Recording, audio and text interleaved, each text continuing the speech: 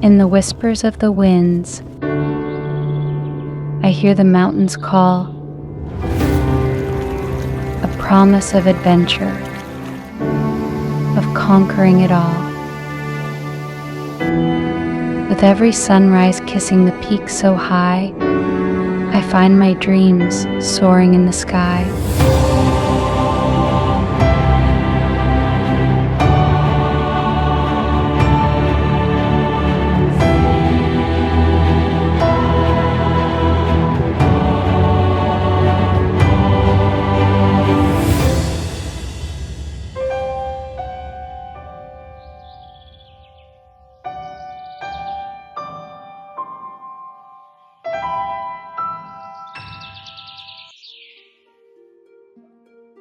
किसी ने कहा था मुझसे, ये पहाड़ सब कुछ याद रखती है।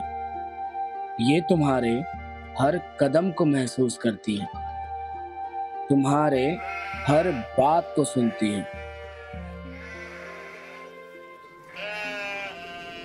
और जब आपको ये पता चल जाए कि कोई है जो आपको सुनेगा और शिकायत भी नहीं करेगा, तो आप अपने आप को रोक ही नहीं पाते उसके पास जाने से।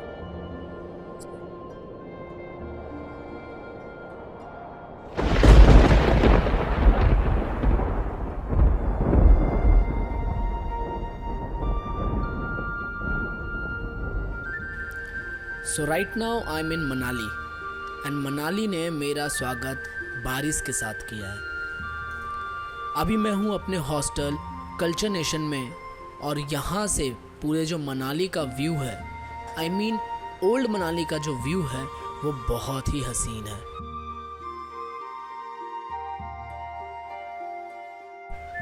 But for the first time I came into the mountains for my workation. Yes, you heard it right. किसे पसंद नहीं है कि आप काम के साथ साथ एक नई प्लेस भी एक्सप्लोर कर लो। And I recently got this opportunity with my current company. वैसे मनाली के वेदर का कोई भरोसा नहीं। जहाँ कुछ देर पहले बारिश हो रही थी, अब ये कड़कड़ाती धूप।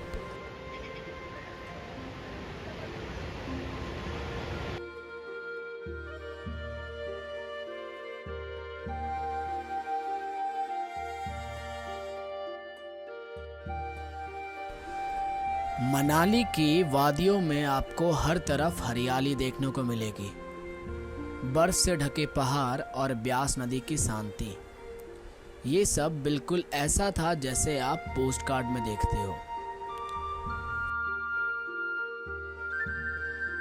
जैसे ही मैं मनाली की गलियों में घूमने निकला, मेरी नज़र उन लकड़ी और पत्थर से बने घरों पर पड़ी जो मानो इतिहास की कहानियां सुना रहा हो।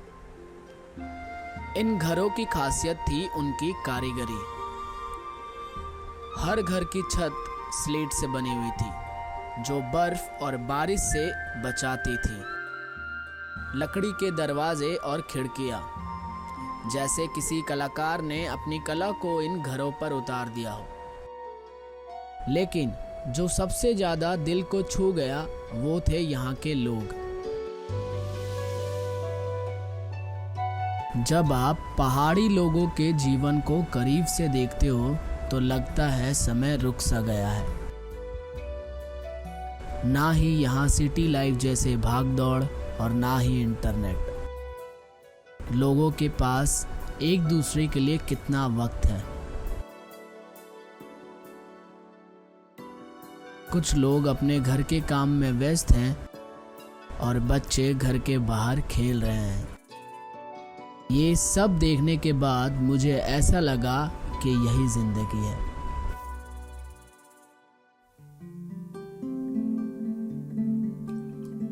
After acclimatising 2 to 3 days at my hostel only, मैंने सोचा अब टाइम आ चुका है मनाली एक्सप्लोर करने का।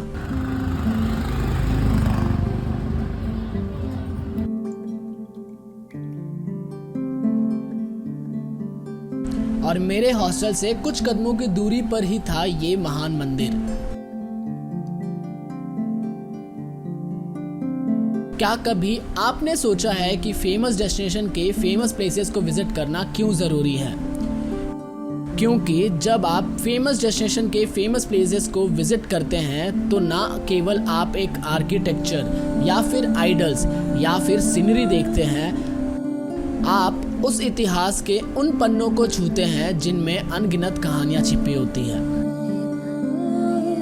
और एक ऐसी ही कहानी है इस टेम्पल की, मनु टेम्पल।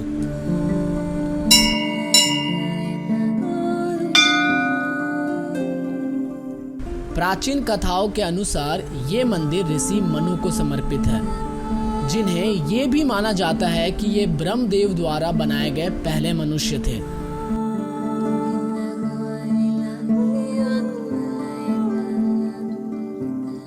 महाप्रलय के बाद ऋषि मनु ही थे जिन्होंने जीवन की पुनः स्थापना इस धरती पे की थी।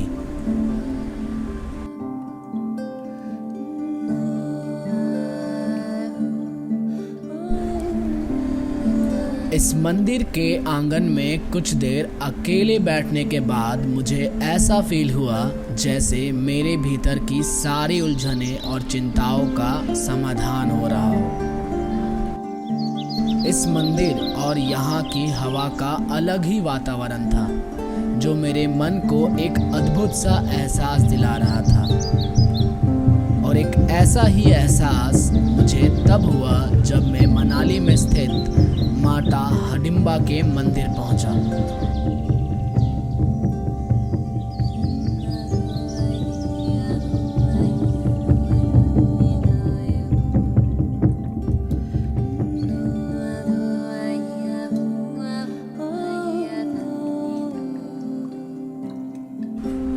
देवदार के ऊंचे ऊंचे पेड़ मानो प्राचीन कहानियां सुना रहे हो, और उसके बीच में बसा हुआ ये अद्भुत मंदिर। ऐसा लग रहा था जैसे मैं किसी और दुनिया में कदम रख चुका हूं।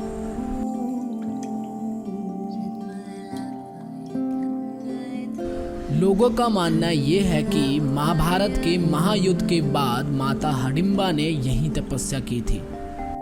और एक बात जो आपको भी अजीब लगेगी कि मंदिर के अंदर कोई भी मूर्ति माता हडिम्बा की है ही नहीं, लेकिन आपको उनकी शक्ति का एहसास जरूर होगा।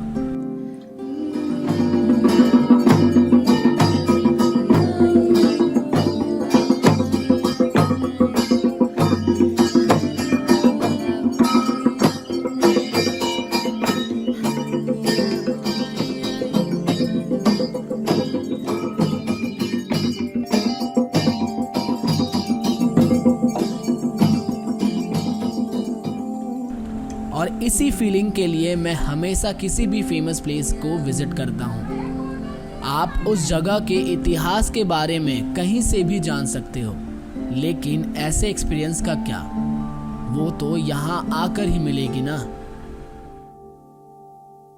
अरे अभी खत्म नहीं हुआ है, जस्ट वेट। तो after visiting Manu temple and Hadimba temple, मैं शाम को हडिम्बा टेम्पल के पास में बैठा हुआ था, तभी I got a call, and ये कॉल मेरे ऑफिस की तरफ से था।